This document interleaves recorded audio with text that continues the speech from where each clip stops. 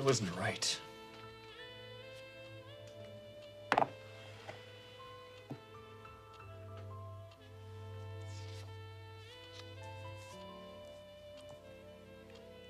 dearest Caroline.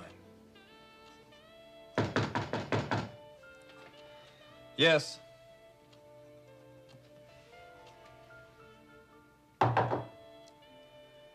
Come in.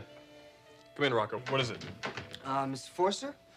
Mr. Hernandez down in shipping said that you wanted a list of all the damaged merchandise coming in and going out of the building. There's been too much of that happening. It's got to stop now, Rocco. Yes, sir. Here's the list. Okay, just put it down. Okay.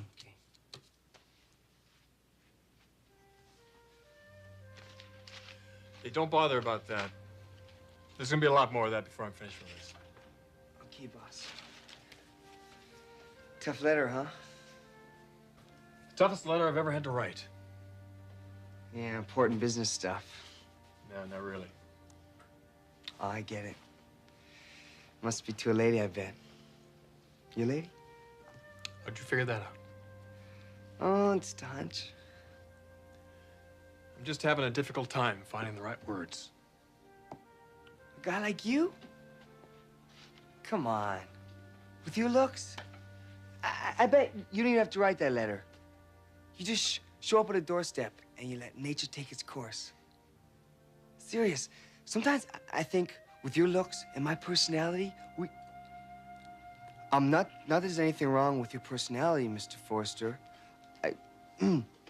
Boss, look, maybe I'll take off and get out of your hair and let you finish writing your letter. Hey, Rocco. If and when I ever finish this, I may ask you to deliver it for me. Yes, sir. You just say the word.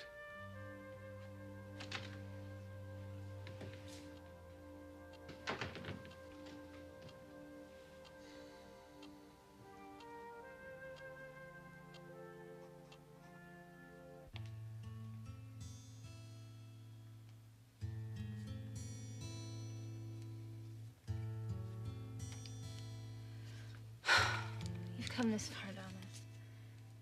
You can't chicken out now.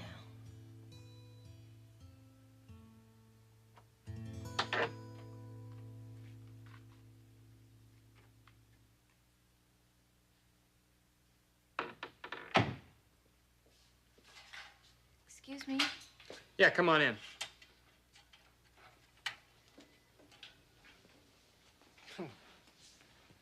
What can I do for you? I'm here about the ad. The one for models. Okay. My name's Tommy. Tommy Bayland. I'm Donna.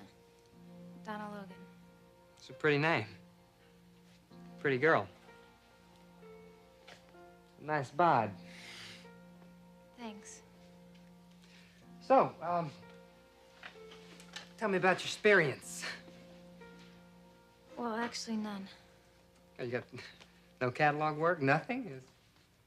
No. Look, maybe this is all a big mistake. It's up to you, Donna. It's too bad, though. Why? I think you got what it takes. You do?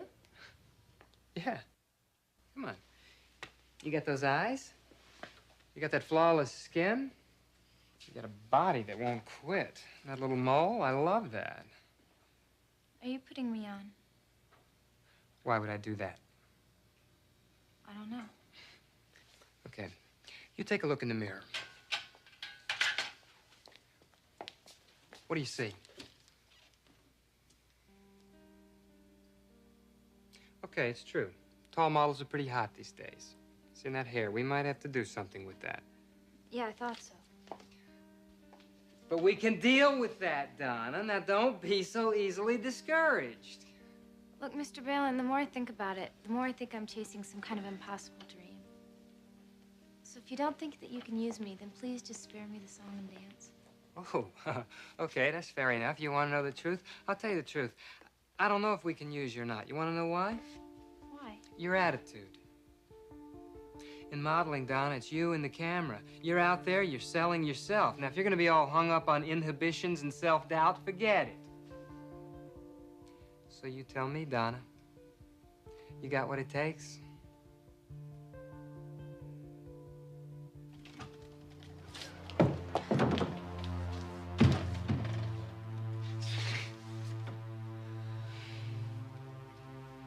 We're the first ones here.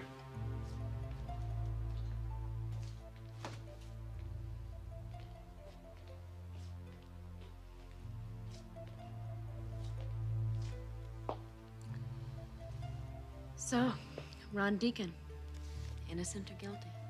We both know he's guilty, Caroline. But will the judge? Who does she believe? We'll both find out soon enough.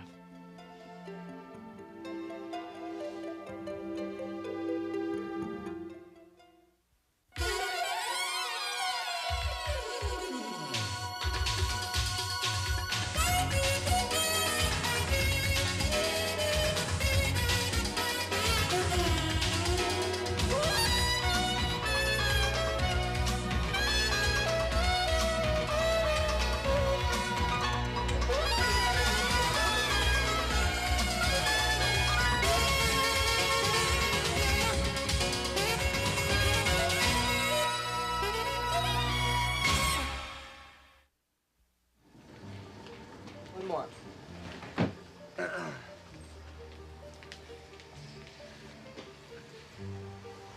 Rocco, Katie? Katie! I had some free time, so I thought I'd nose around and see if I could find you. Well, cool. I'm glad you did. You sure it's okay I'm down here? Yeah, no problem. I'm way overdue for a 5 anyhow.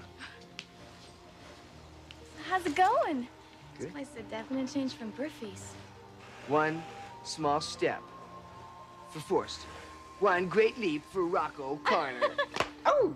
I'm so excited for you. But I gotta tell you, Griffey's just isn't the same without you.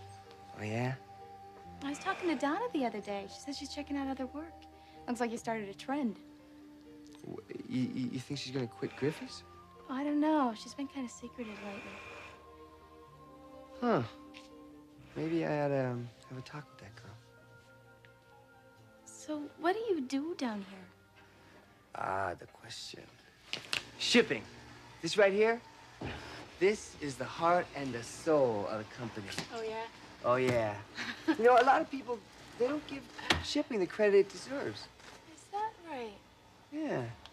Besides, I get a sneak preview at the new lines. Ooh. Ooh. Do you want to see? Do you think it'd be okay? Yeah. I don't see why not.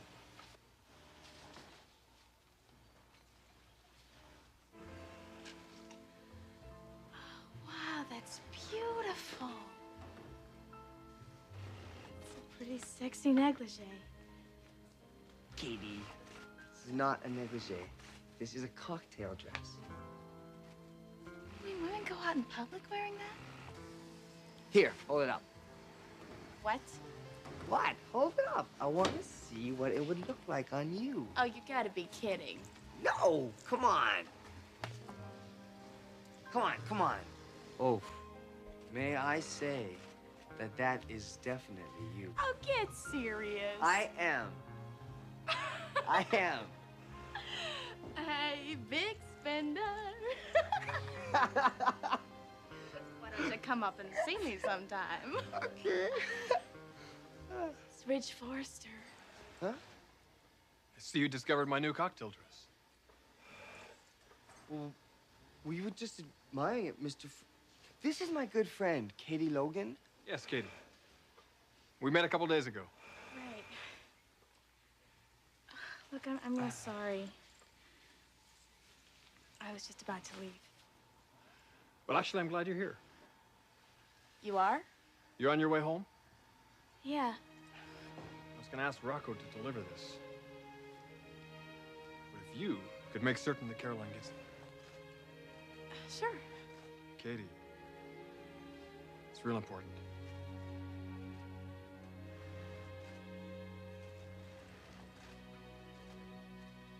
Look, Mr. Balin, I can guarantee you my attitude is not the problem here. You know, a year ago, or maybe even a month ago, I never would have had the guts to come down here. But lately, I've been thinking a lot more rationally. And I've learned that if you want to get ahead in this world, you gotta take a few chances. That's what I like to hear. So then you'll take a chance on me? I'll talk to my partner. When will I know? I'll call you within the week. Oh, that's great. All right. Let me get you my number.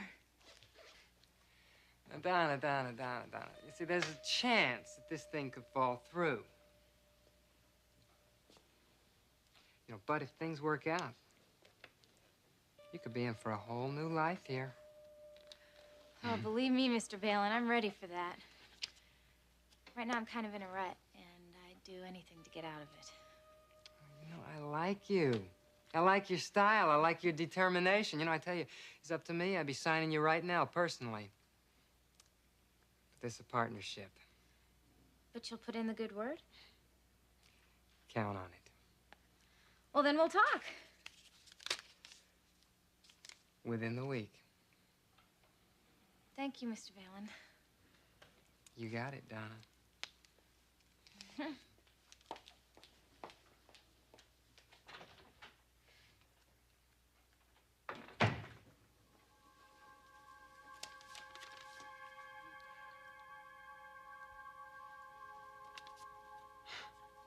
I think we can use you, Donna Logan.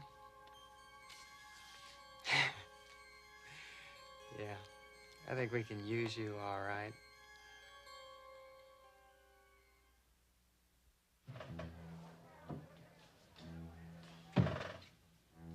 That's him. Who's that with him? His mother.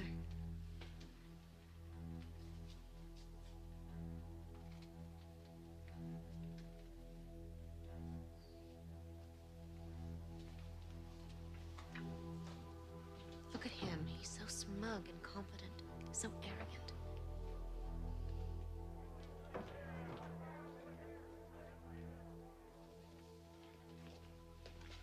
Dad. Hi, Margot. Hi, Caroline.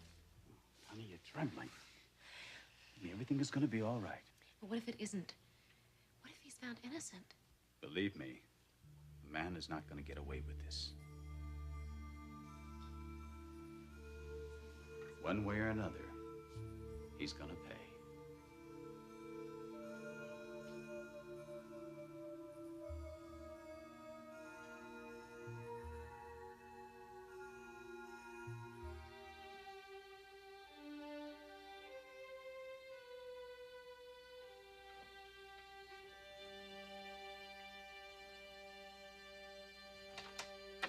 Hi, Brooke. Hi, Katie. I just saw Rocco. Oh? I visited him at his new job. You know, he works at Forrester now. Oh. Yeah, he's in shipping. Is Caroline around? No, she went to the courthouse. Why? So while I was at Forrester, I saw Ridge. You know, he actually remembered my name. You saw Ridge? Yeah, and that's when he gave me this to give to Caroline. A letter? Well, you have to leave for work, and I don't know where I should put it. I know, on Caroline's pillow. She can't miss it there.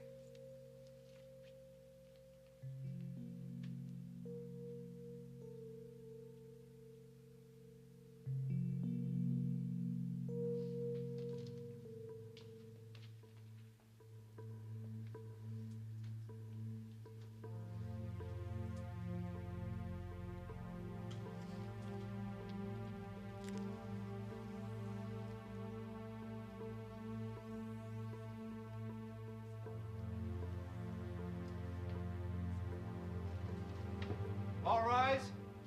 The court will come to order, please.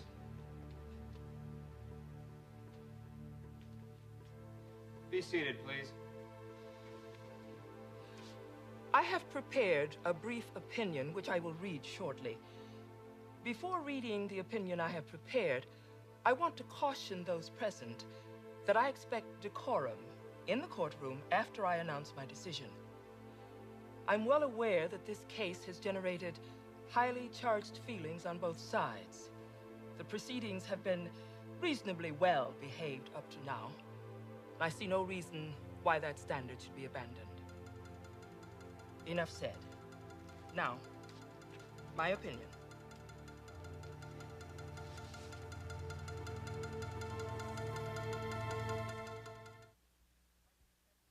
The vital evidence in this case consists of testimony by the complaining witness that in the evening of August 10th, 1987, she met the defendant at a local restaurant, allowed him to walk her to her apartment, which he then entered using force and threats of force, and that the defendant thereafter, again by force and threats of force, compelled her to submit to an act of sexual intercourse. The defendant admits that he was with the complaining witness and that he had sexual intercourse with her. He claims, however, that this was a completely consensual act. If believed, the complaining witness's testimony is sufficient to find, beyond a reasonable doubt, that the defendant committed the crime of rape as alleged. On the other hand, if the court does not find that the testimony of Miss Spencer is clear and convincing, the court must, as a result, find him not guilty. Before going on, I want to add a personal observation. I find it appalling that today, in the last stages of the 20th century, in a society which has put men on the moon and strives to eliminate hunger and suffering from every corner of the globe, violent crimes abound. And victims of a most violent crime, rape, are embarrassed to report that crime for fear they will become subject to public scorn and ridicule. Now, I mean no criticism of Ms. West by these comments. The evidence shows that Miss Spencer called her friend, Miss Logan, to seek help and to express outrage at what she claimed had happened to her. Had she not called, she would have faced severe criticism from the defendant for not making a prompt outcry. Because she did call, she is, inferentially at least, accused of using this outcry to lay the groundwork for this prosecution. The victim is, as a result, damned if she doesn't, and equally damned if she does.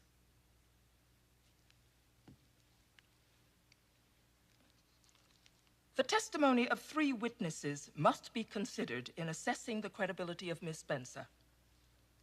Brooke Logan testified to the immediate complaint made by Miss Spencer and to her outraged feelings. Ms. Logan is a credible witness, and there is no reason to ignore her testimony unless she herself was used and fooled by Caroline Spencer. The court cannot assume that Miss Spencer did this. It must find at least a motive on her part to make a false outcry. The defendant suggests that she had such a motive arising out of her past relationship with Mr. Ridge Forrester. The testimony of Mr. Forrester completely contradicts both the testimony and theory of the defendant and supports that of Caroline Spencer, whom the court, as a result, finds to be a completely believable witness. The court therefore finds that the testimony of Caroline Spencer is clear and convincing, and that the burden upon the prosecution to prove the defendant's guilt beyond a reasonable doubt has been made. Accordingly, there will be a finding of guilty in manner and form as charged in the indictment, and there will be a judgment entered upon that finding. No, you can't do that. You can't take my son from me.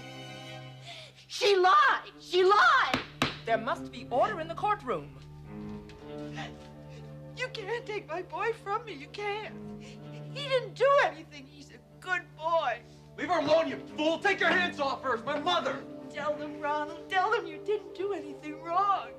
Please, Ronald. Please, no. I don't hold you accountable for the conduct of onlookers, Miss West, but you must restrain your client. There are other legal matters to which we must attend. I apologize for my client's outburst, Your Honor, but I'm sure you can appreciate the circumstances that caused it. As to the remaining legal matters, I would like time to file post-trial motions. I also move for a continuation of bail. I'll permit you the statutory time to file your motions, Ms. West. I will also order a pre-sentence investigation report. You will be notified as to the date for sentencing. Your motion for continuation of bail pending sentencing is denied, however. I find that the defendant represents a substantial danger to the community, and accordingly order that his bail be revoked and he be remanded to the sheriff pending sentencing. This will be the order. What are you doing? Take your hands off me! Take your hands off! You deserve what you got, Ron Deacon. For what you did to me and probably a lot of other women. I hope you rot in hell. It's over. It's all over. It's behind you. It's behind us.